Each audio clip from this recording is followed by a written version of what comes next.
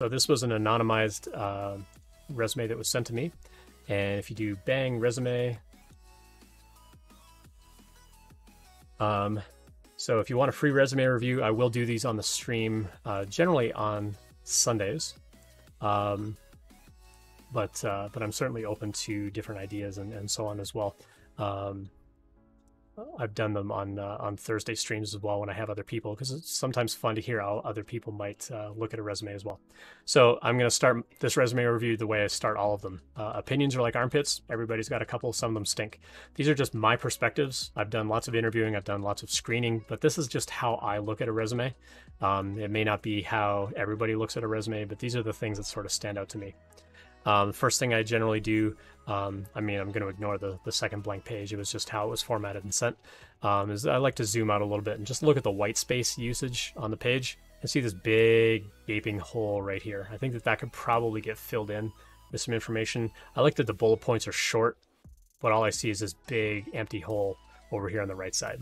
And so I might rearrange things on here a little bit, or describe things a little bit differently, or format it a little bit differently, just to make better use of the page. Yeah, and I will zoom in on the resume as we go. Like I said, I like to kind of zoom out. When I'm doing a resume review, I kind of zoom out first just to see what the white space usage is like. Like, is their margin use okay? Like, is there like a big giant, block at the bottom of the page where they didn't write anything? Or is the font enormous, because they didn't have very much to say? Or is the font too small because they're trying to pack so much in? So I like to kind of look at those sorts of things. I immediately see, like, this bullet point wraps over a couple of lines, and that's generally a no-no. I try to avoid that as much as possible. Okay, so now that we've got that out of the way, let's zoom in. And let's see what Brian Anand has to say on their resume here. So they give themselves a title of software engineer, and I think that's fine. And we can see that they're somewhere in Oregon, give us a fake phone number. I really don't like these vertical bars, because these vertical bars actually ended up as part of the link. If we look at the hover down at the bottom of the page, it actually comes out okay. It says like mail to an email address at gmail.com, which is fine. But when I'm reading it, it looks like there's like an L or a capital I or something, and there's another one at the end. So I generally don't recommend using vertical bars as separators. Either use white space or use a comma, but get rid of those vertical bars. I think that it's distracting to read, and it can be misunderstood as other letters, especially in this case where the email address is in there. Cool. And then LinkedIn and GitHub, they give us just their username, which is totally okay. People that know LinkedIn, people that know GitHub, they're going to know how to use that. What I might do though is actually, since you're giving me a link to an email, and down here at the bottom, you've given me links to projects, is I would probably just make like a LinkedIn link and a GitHub link and just give me those links immediately. In this case, they use the same name on both sites, which is totally okay. But that would be one thing maybe I might do a little bit differently as far as the contact info. I like kind of the dark cyan color on white. I think it's a good enough contrast. Just a little bit of color in here, just add a little spice. I think it's fine. And they got a good objective in here. So I'm a recent grad of a full stack development course with certification from some school in somewhere Oregon, ready to further explore opportunities, utilizing a programmer mindset, a history of learning new words, and history dating back many years of working with people. Wholly run-on sentence, Batman. All right, so number one, so I would break this thing into like several sentences. Generally, what I recommend for this objective or summary, whatever you want to call it on the page, is I would try to adapt this from a cover letter that I'm going to write for the job. And the cover letter, I would generally do 3 paragraphs, where the first paragraph is introducing you and what you care about. The second paragraph is like the skills that they're looking for in the job post that you have. And the third paragraph is like why they're awesome as a company. I would then summarize each of those paragraphs into 1 sentence each, and those 3 sentences become the summary on your resume. That's how I would do it. Your mileage may vary. In this case, this is very buzzwordy. I don't get a lot of content out of here that really answers the question, why should I hire you? And I've said this on the stream before. When I'm looking at a resume, I'm looking for a reason to say no. I got a lot of these to go through. I'm looking for a reason to go, nah, too buzzwordy. This doesn't tell me anything about Brian. So other than you're a recent grad, you're a full stack developer, you're telling me that you're in Oregon. If I'm on the East Coast and I don't want to relocate you, you've already given me reason to bias against you. And so I'm more likely to say no on this. So I think you can actually write this summary in a way. Someone that I had on the very first stream, his name is Jonah, and he works at New Relic. Awesome guy, amazing human being. He actually really likes this to be kind of fun and playful, and like tell me something really unique about you and your perspective. I like to see the objective here really show me like how are you aligned with my company. Like where are you going in your career that aligns really well with where our company is going, and are we headed in the same direction? Because if we're going in the same direction, I'm more likely to bring you on the team. But this is just super buzzwordy and pretty generic. I don't really get a lot out of this objective. Does that mean it's bad? Not necessarily, but I think that there's some things in here that are, wouldn't mean anything to me as a company. They really like history dating back many years of working with people. Or is that just history? Like, are they a history student, or they just have a job history? I think it's job history, but in this case, it was a little confusing. I'm like, oh, they like history dating back a long time working with people. What? Like, it starts to confuse me a little bit as I read this. So that might be the one thing that I would look at. Again, with the vertical bars, I would drop those. The dates, I would move all the way over here to the right margin, and then don't have any text sort of wrap underneath those. And so I would generally put these dates like right up against whatever this right margin is over here. I would move the dates over here. So then as I'm sort of seeing those dates, I can kind of build like a pseudo column of those dates, and I can more easily sort of scan that and see a timeline. So the first thing they're hitting me with is their education. Well, the first thing I look for when I'm screening a resume is, do you have the skills that I'm looking for? I've got to skip this whole section to get to your skills and ability. And then I would want to see, okay, well, you say you have these skills, where have you practiced them? The first thing you're giving me is experience where they haven't used any of these skills necessarily. Their project work is way down at the bottom. So again, I'm going to skip over all of this stuff in the middle to go look at their projects. Again, this is just my bias as a resume screener and as a hiring manager. I like to see skills and then projects and then relevant work experience. Now, in this case, they may have had stuff in here. They were a production manager for an event venue, so probably not a lot of use of this stuff in what they want to do as a developer. So at the very top, they're calling themselves a software engineer. Their very first skill is a whole bunch of Adobe tools, which have nothing to do with software development. And then they tell me they're good at pair programming. But so far they haven't, well, I guess up here they told me what they learned at the school, but their skills and abilities, they haven't really called out like the programming language and framework. That's all hidden kind of back up here. So now I've got to kind of like bounce back and forth to try to get all of the pieces together to find out like, what do you know as a developer?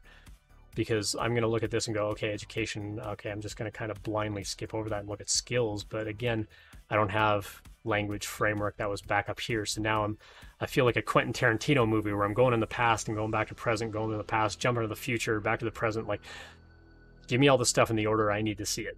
And so I think it's okay, like that all of this is kind of all of their skills all put together, but I would call it out as such. Because if this is where you've learned all of these skills, if this school somewhere Oregon, if this is where you've learned all this stuff, then just put all this stuff together in one skill block where you specifically call out the technologies that you know, the technologies that you've used, and then other things like pair programming, agile, team experience, Git workflows, things like that. Like put all that together in one big skill block. Because then I think it'll also help kind of get rid of this big gap on the page over here if you kind of combine these things and make those lines a little bit longer. So that might be one way to do that. And then you could still have an education block where you say like, full stack development at the school in Oregon or whatever, and the dates that you were there. Now, if you're currently a student, I wouldn't put current, I would put like your expected graduation. Subject to change, but I think putting current on there, it tells me, well, you're still there as of July, but when are you done? Like, are you done in a month? Are you done in 6 months? Are you done in 4 years? Like, is this a 4-year program? Like, how long do I have to wait before I can hire you? You've been there since October. It's now July. You don't tell me anything about how long this program is. So I don't know if you're available immediately or if you're applying for an internship. So that would be a couple of things that I would sort of think about here is I would put like an expected date of graduation. if possible, or expected month of graduation, or tell me something about the school as far as like 1-year program or 7-month program or something like that. Because then I can kind of count and go, well, if you've been there since October and it's 7 months into the year now, it's at least a 10-month program because you've been there for 10 months. So again, you're raising more questions than you're solving for me right now, and I'm more likely to just pass on this resume. So some things to think about there. So again, I would combine all of these skills together. Now, when it comes to the skills, you want to put things on the resume that are really relevant to my company and my role. If I don't give a rip about Adobe Creative Cloud, I don't care that that's on your resume. That it's not meaningful information to me. What would be meaningful is if I was a C#.NET shop, or if I used object-oriented programming languages and MVC-based frameworks, then I would care that you know C# and .NET. Or that you've used JavaScript, which is also object-oriented. React is not really MVC. Node.js is also not really MVC. So, you know, I can kind of guess at what you know, but you're making me do a lot of work here, a lot of thinking to try to imagine what you know and what you don't know.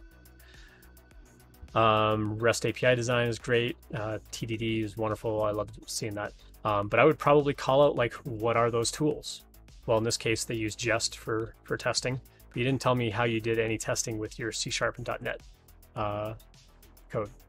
Like, was that test driven, or did you only use Jest on JavaScript on the front end? So again, I think you could add more information on here. This work experience, I love that there's a lot of quantifiable stuff on here. 700 events, 30 plus staff per day. You're giving me good numeric data, and you're putting numbers in here, which make it really easy to spot that you've given me quantifiable information. Bullet points got their name from being fast and impactful. They don't have to be grammatically correct. So I think you could really shorten this stuff or break it into a couple of bullet points. But again, if this production management kind of role isn't applicable to me and my company, you don't need to give me 5 bullet points. You probably only need to give me 2 or 3, just to really wrap up and really condense what about that job is important to me. Because again, I'm looking for a reason to call you so that I can maybe interview you and maybe hire you. You know, trained all event staff, that would be fine. You know, that tells me that you've done training and management kind of level duties, but I think that you could really condense a lot of that stuff down as skills. Now we're getting down into your projects, where you're giving me like some of the technologies that you've used, but again, you're giving me really long sentences. I would probably bullet point some of these. HTML is not all caps, so that to me is like an attention to detail kind of thing. Although JavaScript, you do have a capital S in there, so you've got a good eye for detail on some of that stuff. But I would go back and just make sure that that this stuff is really sort of buttoned up from that point. Media optimization tool allows users to compress, apply a series of filters. Okay. Quadcopter is application can control a small quadcopter, allowing the user to give it. Okay, cool. I would probably rewrite this immediately from the user's perspective. User can control a quadcopter using software that blah, blah, blah. User can quickly apply filters, blah, blah, blah. Like, immediately give me that user impact. It tells me a lot about you as a developer, that you've got user empathy because you put the user first. I've generally said we are our first user of our project, but we're not the user. Who did we build this for? What are they going to care about? And then I like to see a couple of bullet points on here, like tell me something geeky or fun, something really relevant to my company about this project. Like, why is this project on the resume that you've given to me? That would be really important for me to see, and then give me a bullet point of just the tech stack of the important things. So again, if you're doing .NET, you don't have to say C# and .NET. You can just say .NET. Or if you're doing React, you don't have to list JavaScript as a tech stack. You can just say React, and I know that you've written JavaScript. So some things are kind of implied there. So yeah, overall, I think that these are good projects. I would put these projects up higher though. And then, sorry, Brian, I actually clicked on the link and it actually went over to your GitHub for a moment, because you've actually got the real links in here for your resume. You know, as far as what we're seeing on here, let me zoom back in on these. So these are actually going over to GitHub, which is fine. If you've got them live and deployed somewhere, give me a deployment link as well. I really like to see that. As far as white space goes, I would probably put the links up near the title and then put all the stuff down below on bullet points, because right now you've got kind of a project description, a blank line, a link, a blank line, and then another project description. So they kind of look mashed together. If you didn't have all caps and bold on here, this stuff would just completely blend in together and it would be really hard to see. I think you could format this a little bit differently to stand out. So those are just my initial thoughts and impressions on there. Hopefully that'll give you some ideas, Brian, on how to go over that resume. But again, these are just my own perspectives. I think from an applicant tracking system point of view, so Brian sent me a PDF of a docx file. .doc is the format that you want to use for applicant tracking systems. They can read Word documents really well and parse out kind of the order that you put things on a page. When we look at a PDF, sometimes what I'll do is I'll actually highlight all the text on the page and then paste it into a text editor.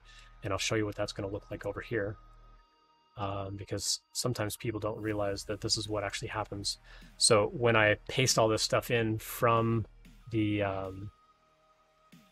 PDF file, this is how the applicant tracking system is actually going to get the text out of here.